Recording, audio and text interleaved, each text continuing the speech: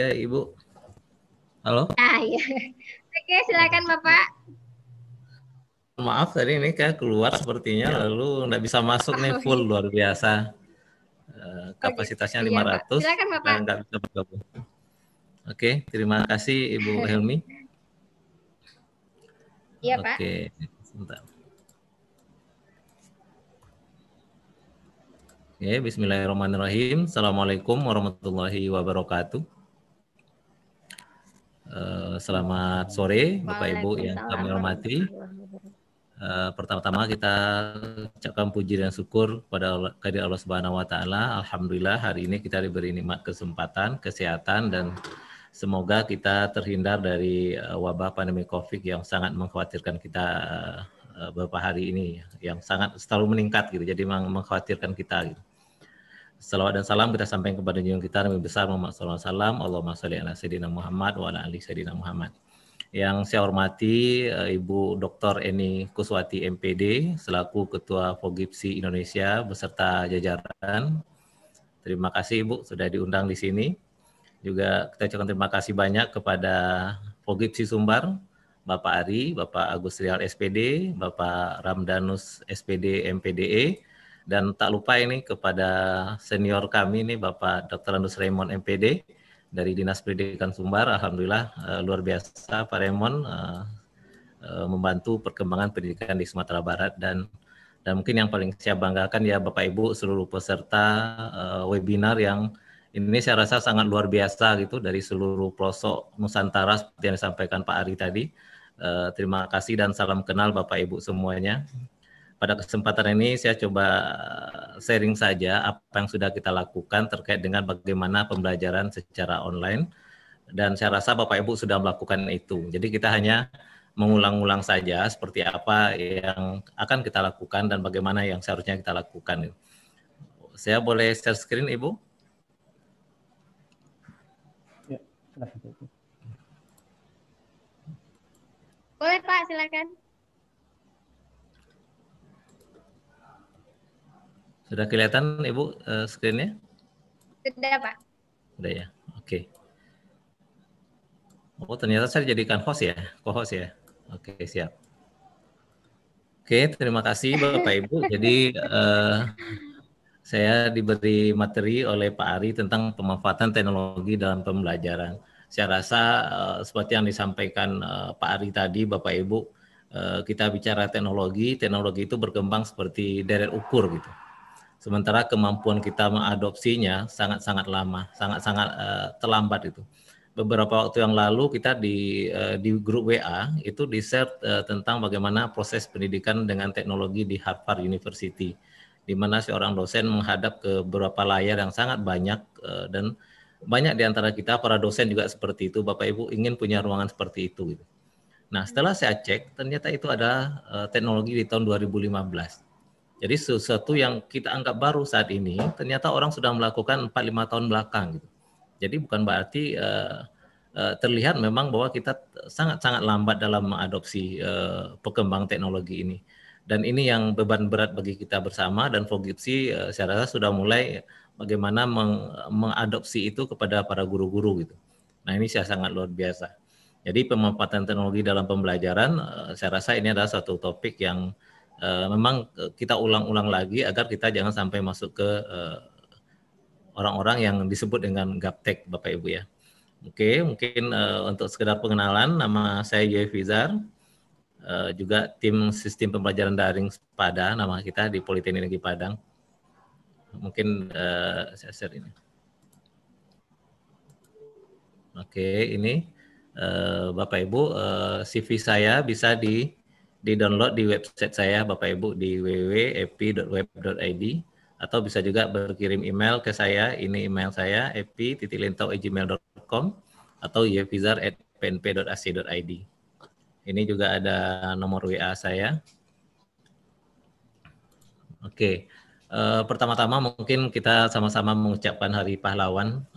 Tepat hari ini, itu 10 November Bapak Ibu, ini adalah Hari Pahlawan Nasional, dan itu juga bertepatan peringatan Hari Guru Nasional Bapak Ibu ya. Jadi saya rasa guru sama dengan pahlawan. Jadi momen kita pas lah saat ini, guru sama dengan pahlawan. Jadi sekalian kita memperingati Hari Pahlawan Nasional, juga sekalian kita menghormati para guru-guru kita gitu. Jadi kalau di sini kita menyatakan bahwa guru itu adalah betul-betul pahlawan yang tanpa tanda jasa. Oke, ini yang saya dapatkan tadi malam, saya share Bapak Ibu, sangat mengkhawatirkan beritanya gitu. Ada lagi salah satu pendapat ya tokoh nasional gitu, katanya hampir 97% itu guru-guru kita gaptek gitu. Ini suatu hal yang sedih kita gitu kan. Nah, ini di bawah ini foto-foto yang beredar beberapa kali di grup WhatsApp Bapak Ibu. Ternyata ini adalah aktivitas yang sudah dilakukan di tahun 2015. Menurut kita ini adalah hal yang canggih Bapak Ibu. Kita pingin seperti itu gitu. Tapi orang melakukannya itu sudah 5 tahun ke belakang gitu. Jadi sesuatu yang baru bagi kita saat ini ternyata bagi orang lain itu bukan yang baru gitu. Nah, teknologi itu berkembang begitu cepat, begitu pesat. Tadi saya bilang adalah teknologi itu berkembang menurut deret ukur gitu. Lalu kemampuan kita menyerapnya itu yang sangat lambat. Dan itu butuh proses. Dan kita sudah banyak, kementerian sudah sering melakukan pelatihan-pelatihan dan lain sebagainya. Tapi karena memang kita di Indonesia cukup besar, jadi pergerakannya cukup lambat jadinya gitu. Tapi terus dilakukan. Jadi upaya-upaya kita untuk bagaimana guru-guru kita, bagaimana SDM kita itu melek dengan IT masih terus dilakukan. Nah, ini berita di 6 Februari 2020 Bapak Ibu. Mayoritas guru di Indonesia gaptek. Lalu virus corona menuntut guru tidak boleh gaptek. Jadi dua hal yang berlawanan gitu. Di saat kita banyak yang gaptek, tapi posisi kita saat ini kita diminta untuk tidak gaptek gitu. Jadi ini suatu momen seperti yang sampai Pak Ari tadi itu, bahwa virus corona ini ternyata memaksa kita untuk paham dengan IT gitu. Jadi mau tidak mau kita harus paham dengan konsep pembelajaran berbasis IT. Inilah salah satu, apakah itu sisi positif atau sisi seperti apa, tapi tanpa disadari Bapak Ibu, kita misalnya kita di perguruan tinggi, saya di Politeknik Padang itu, seluruh proses pembelajaran saat ini semuanya serba online gitu. Itu mau tidak mau guru ataupun dosen itu harus memanfaatkan IT dalam proses pembelajaran, minimal pakai WA. Setidaknya seperti itu, mulai dipaksa gitu. Dengan kondisi seperti ini ya berharap memang kita semua kreatif. Saya melihat banyak beberapa mahasiswa juga mulai kreatif dengan kondisi seperti ini. Nah, tentu guru-guru semakin kreatif lagi. Karena dalam perkembangannya saat ini kita sudah berada dalam model pembelajaran yang namanya student centered learning. Ini mau tidak mau kita akan lewati Bapak Ibu guru. Ini yang harus kita pahami dari sekarang. Nah, ini berita yang menyedihkan Bapak Ibu di awal tahun lalu gitu. Nah, ini berharap memang kita terus seperti yang disampaikan oleh Ibu Ketua tadi itu, pembelajaran kita tidak pernah berhenti gitu. Harus belajar dan belajar terus. Kemudian, nah, apakah peran guru itu akan dirampas oleh kemajuan teknologi? Saya rasa tidak, Bapak Ibu. Ya, teknologi itu hanya membantu gitu. Teknologi itu adalah alat bantu. Tapi kalau kita tidak menguasai teknologi, maka peran kita itu lambat-lambat akan tersingkir. Jadi Bapak Ibu guru yang masih lambat memahami teknologi, perkembangan teknologi ini, lama-lambat akan sudah mulai dikalahkan dengan yang generasi baru yang lebih melek dengan IT. Tapi bukan berarti peran kita sebagai guru itu dirampas oleh teknologi. Teknologi itu hanya alat bantu Bapak Ibu. Dia hanya membantu kita agar lebih baik dalam menyampaikan misalnya proses pembelajaran, bagaimana mahasiswa makin lebih mengerti dengan IT, bagaimana mahasiswa semakin paham. Jadi itu adalah satu cara bagaimana kita membantu memberikan pemahaman yang lebih baik kepada mahasiswa kita atau siswa kita.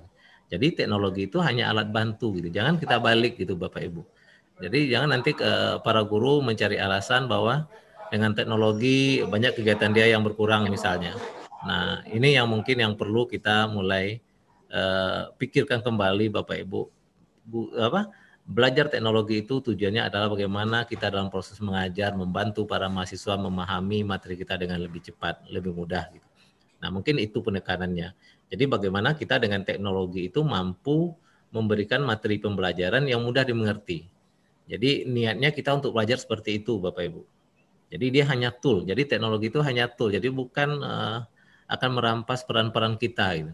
Tapi kalau kita tidak mengikuti itu, maka kita akan lambat dalam proses pembelajaran ini. Kita akan dikalahkan atau mungkin tersingkir dengan teman-teman kita, kolega-kolega kita yang lebih mampu menggunakan teknologi itu dengan baik. Maka dia akan berkembang dengan maju dan cepat ya.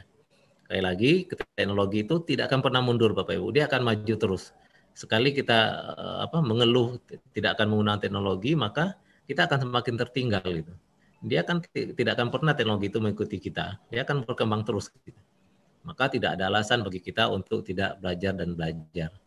Maka saya bilang nih sekarang guru itu dilarang untuk gaptek, mau tidak mau harus belajar lagi. Nah, ini contoh gambar yang saya dapatkan sewaktu guru belajar tentang gram, miligram, kilogram. Lalu nanti ada yang bertanya, apa itu Instagram? Gitu. Nah, guru yang tidak paham itu tentu akan pusing juga Instagram itu apa gitu. Maka perlu kita memahami perkembangan teknologi saat ini. Kemudian yang masalah kita lagi adalah Bapak Ibu, kita guru berhadapan dengan siswa yang beda generasi. Siswa kita lahir dengan yang serba IT, melek IT, paham segalanya. Sementara waktu kita tidak paham proses pembelajaran kita tentang IT itu berkurang gitu. Nah, inilah salah satu yang membuat kita harus bisa menyesuaikan diri. Yang kita ajar itu siswa-siswa generasi Z. Sementara kita berada barangkali di generasi X.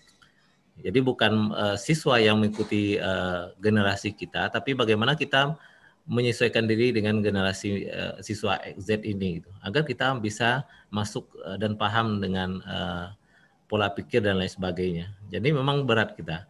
Di saat dia sudah mahir dengan segala sesuatunya, dia sudah mungkin lebih pintar dari kita, gitu kan, karena dia pemahaman dia tentang IT dan lain sebagainya. Maka di saat itu kita harus belajar bagaimana kita menyeimbangkan atau bagaimana agar kita bisa memahami kondisi generasi Z ini. Gitu. Nah, ini kondisi kita Bapak Ibu. Beda generasi kadang membuat kita akan berbeda perlakuan. Maka bagaimana kita di saat sekarang ini generasi Z itu generasi yang betul-betul melek dengan IT, yang sudah terbiasa dengan IT, dengan teknologi. Maka kita harus memposisikan diri kita agar terus belajar dan belajar. Jadi seharusnya beda generasi tidak akan menjadi penghambat. Nah, kemudian setelah beda generasi ini, proses belajar kita juga berubah.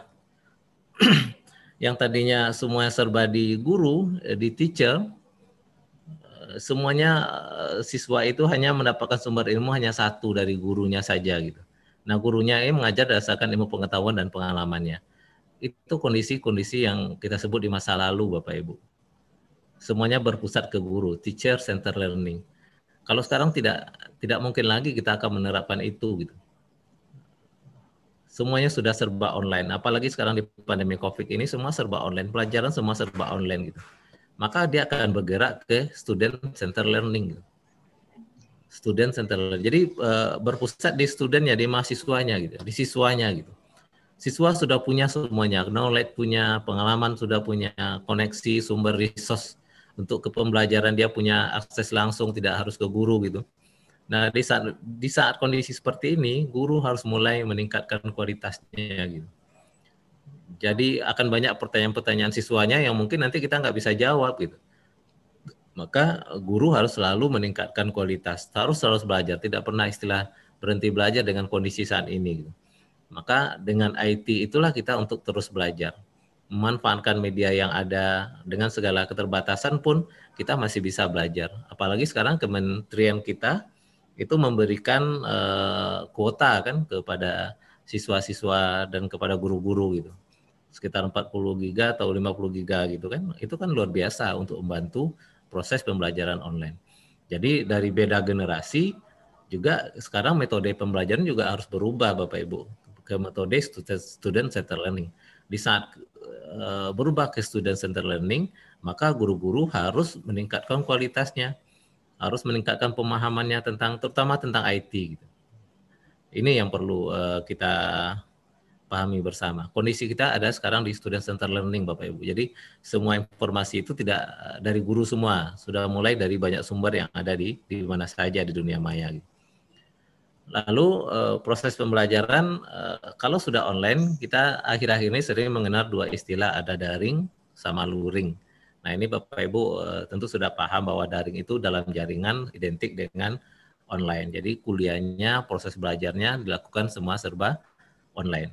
Lalu yang luring itu offline, di luar jaringan, ya artinya tidak terkoneksi ke internet dan sebagainya. Nah pada saat ini semua proses pembelajaran berbasis daring. Daring ini banyak modelnya Bapak Ibu, bisa melalui internet, bisa melalui WA, bisa melalui email, bisa melalui apapun nanti teknologi yang bisa kita pakai. Jadi pemilihan model-model pemilihan ini tergantung kepada bagaimana kenyamanan kita dalam proses pembelajaran. Artinya yang penting proses pembelajaran ini bisa berjalan dengan baik. Itu yang penting.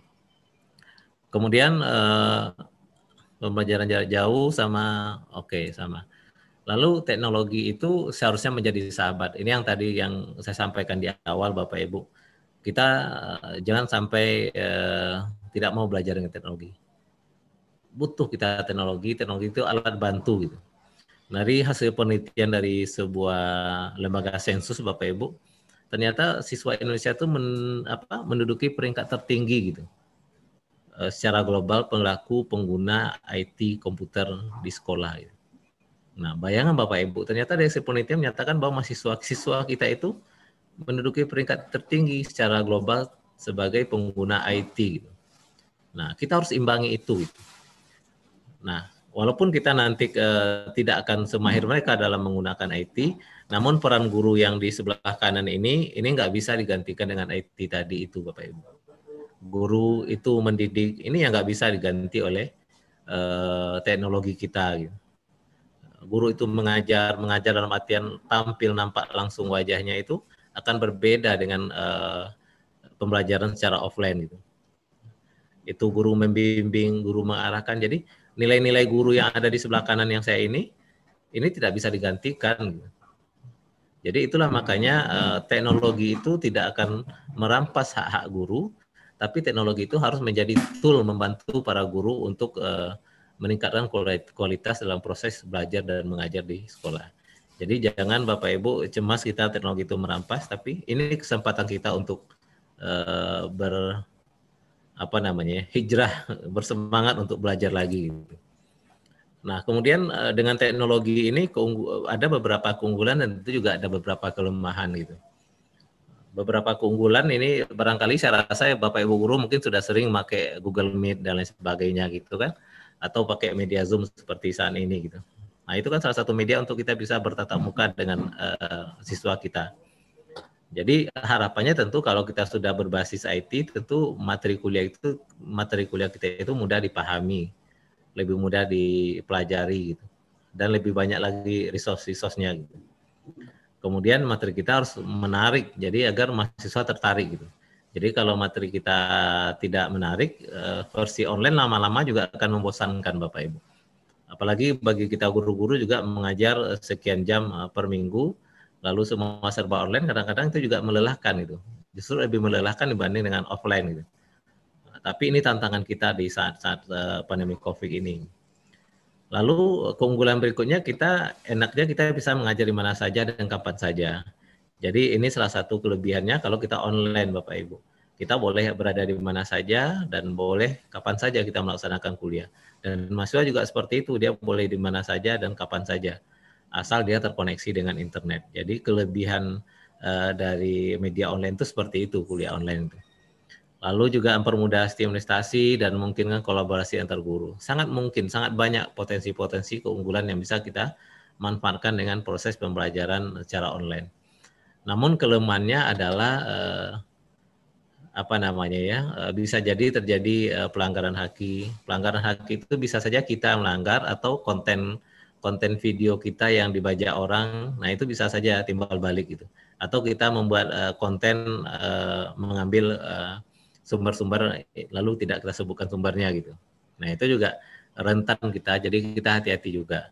Kemudian waktu mempersiapkan materi pembelajaran lebih lama. Nah, ini biasanya kalau kita sudah online memang di awal-awal kita akan agak lama mempersiapkan bahan ajar kita.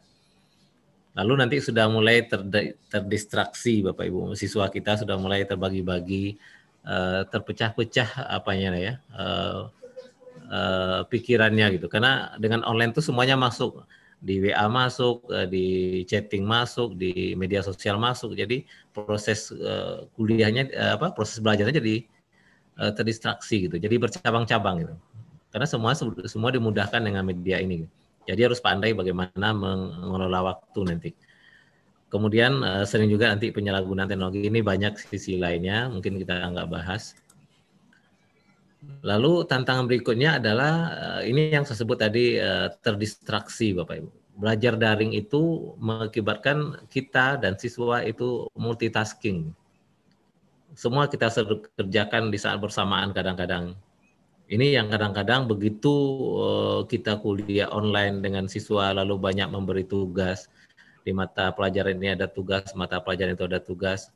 Mahasiswa sangat akan terbebankan memang. Jadi kita harus pandai-pandai juga memberi tugas kepada siswa kita. Karena secara online ini memang secara psikologis mereka akan sangat-sangat terbebani. Gitu. Terbebani juga dari sisi harus di depan komputer, harus butuh biaya lagi untuk pakai dan lain sebagainya. Lalu tugas banyak. Jadi harus pandai-pandai juga kita bagaimana agar siswa ini bisa juga mengatur waktunya, jangan habis hari-harinya mengerjakan tugas. Ini juga perlu kita pikirkan itu. Karena begitu semua banyak termasuk kami Bapak Ibu di kampus itu, kalau kuliah online tuh kalau nggak ngasih tugas rasanya nggak seperti kuliah gitu. Ini yang perlu juga kita pahami. Jadi kalau seorang mahasiswa misalnya di semester ini ada 8 mata kuliah, dan setiap pertemuan ada tugas, dan tugasnya biasa karena online guru dosen kadang memberi tugas agak lebih banyak gitu daripada offline biasanya. Jadi setiap habis kuliah ada tugas dan tugasnya lebih banyak daripada kuliah offline.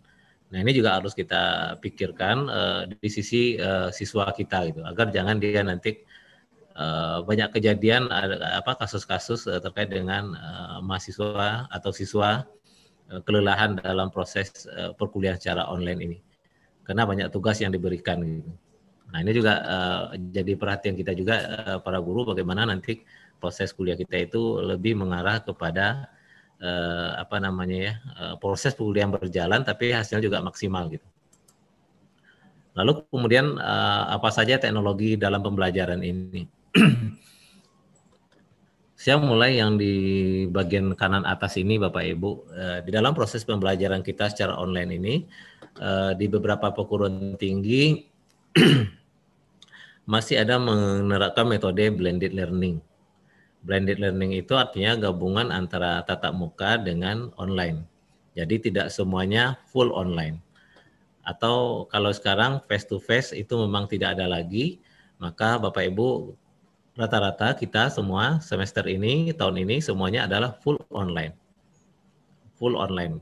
Jadi tidak lagi menggunakan metode blended learning yang menggabungkan, tapi arahan dari Mas Menteri kita itu adalah full online, terutama untuk perguruan tinggi Bapak Ibu. Sampai Desember ini masih full online. Jadi kita terpaksa melaksanakan perkuliahan semuanya full online. Dosen-dosen atau guru-guru kita yang selama ini nggak pernah belajar online, sekarang dipaksa gitu. Kondisi yang memaksa kita untuk online, kondisi yang memaksa kita untuk belajar, kondisi yang memaksa kita untuk memberikan yang terbaik kepada mahasiswa kita di saat kondisi seperti ini. Gitu. Jadi kalau kita tidak memaksakan diri untuk belajar, maka kita akan tertinggal. Dan ternyata Bapak Ibu, salah satu menyebabkan kita belajar itu adalah kondisi. Gitu. Nah, kondisi saat ini memaksa kita untuk belajar. Bagi guru, bagi dosen pun, jikalau tidak menyikapi perkembangan ini, maka dia akan tertinggal gitu. Maka mau tidak mau harus belajar gitu. Maka perguruan tinggi dan beberapa sekolah pasti akan rutin mengadakan pelatihan-pelatihan bagaimana metode pembelajaran secara online ini. Kalau metode pembelajaran secara online itu sudah jalan, maka tugas berikutnya adalah menyiapkan konten, Bapak Ibu. Menyiapkan konten materi pembelajaran, maka tidak heran Bapak Ibu di masa pandemi COVID ini bermunculan dosen-dosen atau guru-guru YouTuber gitu. menjadi YouTuber terpaksa gitu. Termasuk saya Bapak Ibu, terpaksa membuat tutorial-tutorial online, kuliah online semuanya kita simpan ke YouTube gitu. Karena di YouTube disediakan secara gratis. Fasilitas disediakan secara gratis gitu. Kita sudah difasilitasi untuk mengupload video tutorial kita, video proses pembelajaran kita gitu. Maka YouTuber baru itu saya rasa meningkat signifikan sejak awal tahun ini gitu. Tapi dalam artian kalau kita tentu dalam artian membuat materi video, konten video itu adalah untuk pembelajaran, bukan dalam konteks YouTuber untuk mencari pemasukan dan lain sebagainya.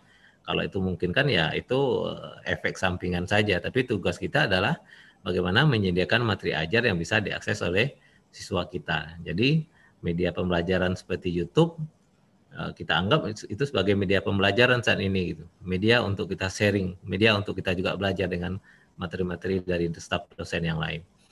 Nah, ini Bapak Ibu, metode kita sekarang sudah berada ke full online. Nah, di saat pandemi COVID ini, maka isi kepala kita itu akan selalu berhubungan dengan hal-hal yang berbau IT. Bapak Ibu mulai sekarang mulai dibiasakan dengan IT gitu. Mau tidak mau kita harus membiasakan dengan IT. Nah, kira-kira seperti inilah Bapak Ibu kalau kita proses belajar kita gitu. Semua media harus kita kuasai. Ini anggaplah nanti kita akan menggunakan namanya learning management system. Nanti kita akan bahas learning management system. Di situ semua kita masukkan gitu. Materi kita dalam bentuk e-book, materi kita berupa online material, mungkin video, mungkin PDF, mungkin tutorial dalam bentuk animasi dan sebagainya ada di LMS. Lalu semua bisa diakses oleh mahasiswa, oleh siswa kita. Bisa juga diakses oleh orang tua barangkali. Nah, medianya juga bisa diakses melalui media classroom. Jadi secara tatap muka bisa diakses secara tatap muka gitu. Juga bisa membuat grup-grup kelas dan sebagainya. Nah, semuanya ada di LMS ini nanti. Apa saja LMS? Nah, itu yang akan kita bahas nanti. Learning Management System untuk proses pembelajaran. Kita lihat. Nah, salah satu perangkat lunak teknologi untuk Learning Management System itu yang sudah lama dipakai dan saat ini salah satu menjadi rujukan saya rasa itu adalah Moodle. Moodle itu bukan menyediakan proses pembelajaran, tapi dia menyediakan softwarenya Bapak Ibu. Jadi softwarenya itu bisa download di moodle.org, kita download, lalu bisa kita install di server mungkin di sekolah kita, maka dia sudah menjadi sebuah aplikasi learning management system, yaitu proses memindahkan perkuliahan atau pembelajaran kita yang tatap muka di kelas, kita bisa laksanakan secara real time online di websitenya. Nah, inilah yang banyak dikembangkan oleh perguruan tinggi termasuk sekolah-sekolah, banyak membuat LMS semuanya menggunakan model ini. Selain dia open source, dia sudah punya banyak komunitas untuk mengembangkannya. Melalui model ini kita bisa menyediakan seluruh komponen-komponen terkait dengan perkuliahan kita. Apakah itu nanti kita mau berbagi tentang materi itu dalam bentuk file, PDF, gambar, atau mau dalam bentuk video, mau bentuk animasi, atau mau di dalam bentuk link ke alamat-alamat website yang lain gitu. Jadi model ini salah satu kalau menurut saya ini adalah yang paling banyak digunakan dan recommended untuk digunakan di seluruh sekolah gitu. Sebagai salah satu aplikasi untuk pembelajaran secara online. Dia menampung seluruh, tidak ada batasan Bapak Ibu. Silakan dipakai. Jadi model itu juga sudah mengadopsi seluruh proses pembelajaran dari awal. Mulai dari kita, para guru mungkin mulai dari menyusun RPP gitu kan, bagaimana proses pembelajaran setiap pertemuan, bagaimana memberi tugas, bagaimana memberi nilai, bagaimana membuat kuis dan sebagainya, semua sudah diakomodir. Termasuk di dalamnya kalau sesekali kita mau mengaktifkan fitur chatting. Jadi kalau dalam pembelajaran e-learning itu kan ada namanya sinkronus dan asinkronus. Jadi kalau seandainya sinkronus kan berarti sama-sama hadir kita di saat bersamaan di jam yang sama, kita bisa mengaktifkan fitur chatting. Atau kita bisa mengkoneksikan model ini dengan Zoom atau dengan Jitsi. kita bisa bertemu dengan mahasiswa seperti saat ini. Kita menggunakan Zoom. Ini kan metodenya sinkronus, kita hadir bersama-sama, bertemu bersama-sama. Gitu. Atau metodenya asinkronus. Asinkronus itu materi itu kita sediakan, mahasiswa bisa akses kapan saja, di mana saja. Kalau ada masalah, dia bisa bertanya di media forum misalnya, di website model itu. Jadi dia bisa memanfaatkan media forum. Begitu kita login ke website e-learning kita, maka kita bisa membalas pertanyaan-pertanyaan atau diskusi dengan mahasiswa di media forum. Jadi kalau media forum bisa menggunakan konsep asinkronus. Mahasiswa bisa bertanya hari ini, mungkin malam nanti kita baru menjawab. Tapi kalau sinkronus berarti kita menggunakan media seperti chatting, kita bertemu langsung atau menggunakan Zoom seperti ini. Nah itu sinkronus, bisa digunakan dan model itu mengakomodir itu gitu. Jadi saya lihat model cukup melengkapi seluruh fitur-fitur yang proses pembelajaran. Banyak lagi fitur-fiturnya Bapak Ibu di model yang sehingga betul-betul membantu kita dalam proses pembelajaran secara online. Ada juga yang sekarang mulai banyak dipakai adalah Classroom Google. Nah ini juga bisa Bapak Ibu gunakan dan itu free, model itu free, tapi kita download dan kita install dulu gitu. Jadi kita butuh server untuk menginstalnya. Classroom sudah disediakan oleh Google, kita tinggal bikin akun dan membuat kelas, maka kita juga bisa melakukan proses perkuliahan secara online. Tapi kalau kita pakai Classroom Google, maka data kita disimpan di Google. Tapi kalau model itu kita install di server kita, maka datanya ada di tempat kita. Nah itu bedanya Bapak Ibu ya. Kalau model itu kita yang menyiapkan dan mengkonfigurasi, ada kerja sedikit, tapi data itu di kita semua. Sementara kalau Classroom Google itu ya kena gratisan, kita menumpang di dia. Kalau ada apa-apa kita nggak bisa nuntut sebenarnya gitu. Karena kita menumpang gitu kan, hanya pakai fasilitasnya. Tapi karena Google sebuah perusahaan yang besar, pasti dia akan menyiapkan perangkatnya dengan lebih baik. Lalu kita di Indonesia, ini juga bisa Bapak Ibu pakai.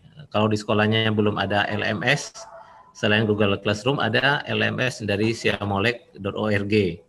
Nah ini juga free Bapak Ibu. Sudah disiapkan oleh Siamolek khusus untuk learning management sistem pembelajaran. Pastikan nanti sekolah Bapak Ibu terdaftar di websitenya. Ya, kalau tidak berarti harus ada MOU dulu dengan Siamoleknya gitu. Jadi dia sudah menyediakan LMS untuk proses pembelajaran seperti Moodle, seperti Classroom. Walaupun masing-masing punya plus minus Bapak Ibu, tapi setidaknya kita sudah disediakan fasilitas. Jadi kalau di sekolah kita belum ada LMS, kita bisa pakai LMS siamolek.org free. Lalu yang free berikutnya adalah yang edmodo.com. Edmodo.com ini juga LMS, Learning Management System. Artinya memang yang dikatakan Learning Management System itu Bapak Ibu memang dari awal mulai dari mahasiswa itu register, masuk ke mata kuliah mata pelajaran kita, melakukan proses belajar mengajar, dikasih tugas, kasih nilai sampai selesai gitu. Nah, itu yang Learning Management System gitu. Semua dilengkapi. Nah, Edmodo salah satunya untuk itu. Edmodo juga bisa menghubungkan kelas kita itu dengan orang tua gitu. Jadi orang tua bisa melihat bagaimana anak-anaknya proses kuliahnya, kelihatan progresnya gitu. Nah, itu ada di Edmodo Bapak Ibu dan itu free. Nah, di sekolah kita yang belum ada bisa alternatif menggunakan Edmodo, bisa menggunakan Classroom Siamolek. Atau yang terakhir ini Bapak Ibu, ada yang kelas mayanya dari Kemdikbud. Ini juga disediakan gratis oleh Kemdikbud. Sudah banyak pilihan Bapak Ibu, jadi tidak ada alasan lagi bagi sekolah kita. Mungkin di sekolah kita belum ada, kita bisa memanfaatkan yang kelas-kelas yang sudah disediakan oleh Kemdikbud, apakah itu Google atau Siamolek atau Edmodo, atau kita bikin sendiri servernya pakai Moodle. Nah, semua kita tinggal pilih. Lalu juga sekarang juga lagi tren juga satu lagi adalah Schoology. Schoology itu juga gratis, namun punya beberapa keterbatasan. Jadi kalau seandainya Bapak Ibu memilih salah satu, saya sarankan yang di atas ini ya. Kalau bisa dibikin sendiri, bikin sendiri. Yang lainnya Bapak Ibu boleh tinggal seleranya yang mana gitu. Untuk pembelajaran perangkat lunak LMS-nya gitu. Nah kemudian untuk tatap muka kita secara virtual. Nah kita bisa menggunakan Zoom Meeting ini Bapak Ibu. Zoom Meeting itu ada yang berbayar. Nah ini kan yang berbayar nih kapasitasnya 500 partisipan. Jadi Bapak Ibu kalau seandainya kita sebagai peserta saja, maka kita bisa download aplikasinya di website zoom.us itu gratis. yang berbayar adalah kalau kita sebagai host, selaku penyelenggara. Nah, itu yang berbayar dengan harganya berbeda-beda gitu kan. Nah, Zoom sangat-sangat menjadi betul-betul menjadi yang paling banyak digunakan sejak pandemi COVID ini gitu. Karena di samping dia ringan dan beberapa fiturnya juga sangat membantu kita. Jadi banyak memang lembaga-lembaga apakah di Dinas Pendidikan dan lain sebagainya itu menggunakan aplikasi Zoom gitu. Walaupun ada Meet Google.com, tapi dari pengalaman yang saya rasakan masih enak pakai Zoom gitu. Kalau untuk pertemuan seperti ini, tatap muka seperti ini. Juga ada Cisco Webex. Cisco Webex juga seperti Zoom, namun ada beberapa kelemahan ya. Saya masih merasakan Zoom lebih baik daripada aplikasi tatap muka yang lain. Webex juga berbayar. Kalau Google Meet juga free ya. Zoom ada juga yang free-nya.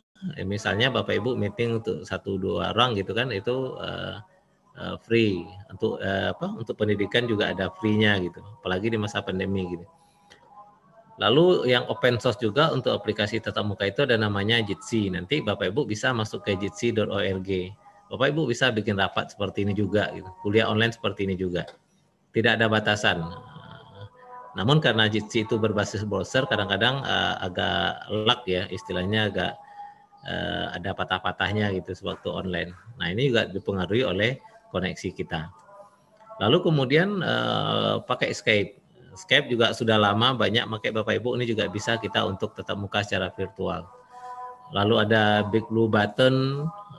Bagi yang sudah mencoba Meet Google, sudah mencoba Webex, mungkin coba Big Blue Button. Apakah dia lebih baik? Nah, ini kan tinggal kita memilih. Lalu tadi Bu Ketua juga menyampaikan sudah punya kerjasama dengan Microsoft Teams. Nah, Microsoft Teams itu sudah lebih sama dengan Zoom Bapak Ibu, lebih mudah lagi gitu. Tapi itu tadi ada beberapa keterbatasan tergantung dari lisensi kita gitu. Jadi ada beberapa lisensinya. Kemudian juga sudah berkembang namanya WhatsApp. WhatsApp sekarang sudah bisa 8 orang gitu untuk conference. Sudah ada fiturnya seperti itu. Nah, sepertinya WhatsApp akan mengarah-arah seperti Zoom. Nah, dia akan berkembang terus, yang tadinya hanya untuk chat saja, sekarang sudah beralih ke model tatap muka video. Nah, ini akan terus berkembang Bapak Ibu. Barangkali belum pernah bagaimana conference pakai WhatsApp. Nah, silakan dicoba Bapak Ibu. 4 orang, 8 orang sudah bisa WhatsApp video call-nya melalui WhatsApp gitu. Jadi bisa bergabung dengan banyak teman-teman. Nah, itu beberapa yang menurut saya beberapa yang bisa Bapak Ibu pakai untuk perangkat lunak tatap muka secara virtual. Mungkin kita hanya cerita saja, tidak lihat kan mungkin yang sudah dipakai Zoom ya. Lalu berikutnya adalah setelah kita punya metode pembelajaran, kalau tatap muka sudah pakai Zoom gitu kan. Nah, sekarang bagaimana kita menyiapkan konten kuliah kita, konten pembelajaran kita. Maka dalam membuat konten pembelajaran kita itu, kita akan kenal 2 istilah Bapak Ibu. Video recording sama screen recording. Kalau video recording, berarti kita menyimpan seperti saat ini, kalau saya rekam, menyimpan, yang sekarang kita akan disimpan nih, proses pembelajaran kita ini di record misalnya. Nanti akan tampil di YouTube dan lain sebagainya gitu. Nah, ada beberapa aplikasi yang bisa kita pakai, misalnya Bapak Ibu ini ada namanya Filmora. Filmora ini ada juga versi gratisnya, berbayarnya cuman ada watermark ya. Jadi Filmora ini juga bisa melakukan menyimpan video maupun melakukan screen recording. Screen recording artinya apa yang kita buka di layar komputer kita itu disimpannya. Jadi cocok untuk bikin tutorial gitu. Jadi Bapak Ibu bikin tutorial apa gitu lalu disimpan. Jadi gerak-gerik mouse kita itu yang ada di layar komputer kita itu disimpan gitu. Jadi bisa juga merekam video. Jadi dia juga berfungsi sebagai editor ya. Editor kuliah online kita. Kuliah editor video gitu. Lalu ada juga pakai ini yang sering juga saya pakai Bapak Ibu, namanya Bandicam. Bandicam.com. Ini adalah software untuk merekam video kita juga, bisa juga merekam screen. Jadi bisa membuat tutorial-tutorial, juga bisa membuat kita ngomong langsung Bapak Ibu, disimpan langsung kita ngomong gitu. Itu Bandicam. Lalu untuk bisa berkolaborasi kita misalnya bikin live streaming dan lain sebagainya, itu juga bisa memanfaatkan OBS Studio. Jadi Bapak Ibu kalau live sekarang lalu disimpan dalam bentuk melalui Zoom lalu di-share ke YouTube atau di-share ke mana-mana, itu bisa menggunakan OBS Studio. Nah, ini juga bagus Bapak Ibu. Jadi kita membuat seperti TV lah, layar kita itu gitu. Jadi menggunakan OBS Studio. Jadi bisa layar kita itu terbagi menjadi dua, diberi logo, diberi teks berjalan dan sebagainya. Itu kita bisa melakukan dengan memanfaatkan dengan OBS Studio. Lalu kita juga bisa melakukan ini terutama yang menggunakan HP, bisa juga kita mengedit video secara aplikasi. Jadi silakan nanti download aplikasi namanya InShot ya. Bisa Bapak Ibu download, bisa gunakan untuk mengedit video di HP. Jadi aplikasi-aplikasi di Play Store juga sudah mulai banyak. Skype juga bisa juga screen recording, lalu Big Blue Button ya sama juga. Ini juga bisa untuk screen recording. Begitu juga dengan dengan Zoom Bapak Ibu. Zoom itu bisa screen recording juga bisa, video recording juga bisa gitu. Jadi apalagi Bapak Ibu mau merekam tutorial, aplikasinya nggak ada, lalu download aja Zoom Bapak Ibu. Zoom lalu aktifkan buka sebuah meeting, lalu Bapak Ibu share screen, silakan direkord gitu. Bapak Ibu ngomong nanti disimpan gitu. Lalu kalau seandainya Bapak Ibu ingin arah kameranya ke kita, kan tinggal mengganti screen-nya itu gitu, dinonaktifkan saja share screen-nya. Maka itu kan wajah kita yang nampak di situ gitu. Jadi Zoom ini juga sudah bisa Bapak Ibu gunakan untuk media membuat video, tutorial video, apakah wajah kita nampak atau layar ya. Caranya Bapak Ibu bikin aja, download aja aktifkan Zoom, bikin meeting, lalu di-record. Kalau mau lihat kita, berarti nggak perlu apa-apa, tinggal record aja. Tapi kalau mau lihat layar, berarti aktifkan screen berbaginya, share screen-nya gitu. Nah itu yang model video. Lalu berikutnya Bapak Ibu juga harus mulai menggunakan beberapa fitur ya. Yang pasti semuanya harus punya YouTube. Karena media kita untuk menyampaikan itu salah satu sekarang itu yang paling gampang tuh YouTube gitu. Bikin video, bikin tutorial masuk ke YouTube. Siswa kita tinggal nonton gitu. Atau simpan data kita sekarang sudah melalui media online, melalui Dropbox, lalu ada Google Drive. Ini juga bisa menyimpan data Bapak Ibu dengan jumlah yang banyak. Atau juga Vimeo.com ini untuk menyimpan video-video kita lebih banyak. Mediafire juga, ini juga ada OneDrive live.com Bapak Ibu. Ini bisa menyimpan sampai 10 GB. Jadi kita sudah difasilitasi dengan berbagai fitur gratisan untuk menyimpan data kita yang besar. Jadi jangan khawatir Bapak Ibu dengan data kita yang ada saat ini. Lalu berikutnya mungkin yang terakhir, kalau nanti sudah mulai aktif Bapak Ibu di media online, jadi bisa belajar bagaimana membuat intro dari media intro dari YouTube kita, bisa pakai panzoid.com. Ini gratis Bapak Ibu. Kemudian di medsos pastikan aktiflah di Facebook.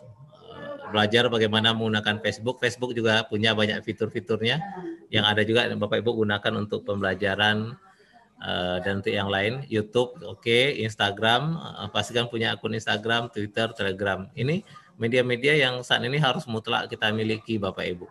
Jangan kita lari dari sini gitu. Paling tidak kita paham bagaimana cara menggunakannya. Lalu di media online Bapak Ibu banyak fitur Google yang harus bisa dipakai. Belajar Excel ada Google Sheet secara online, disimpan secara online.